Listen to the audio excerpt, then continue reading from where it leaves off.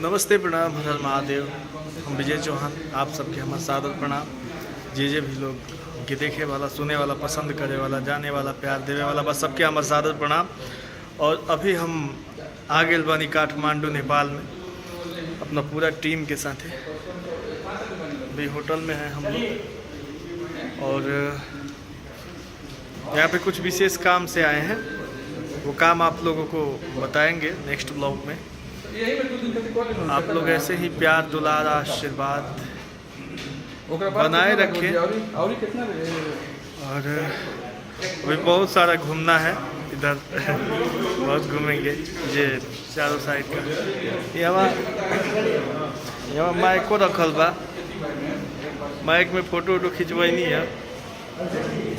चलिए चले के हाँ जी चलिए। फिर से मिलते हैं। नमस्ते।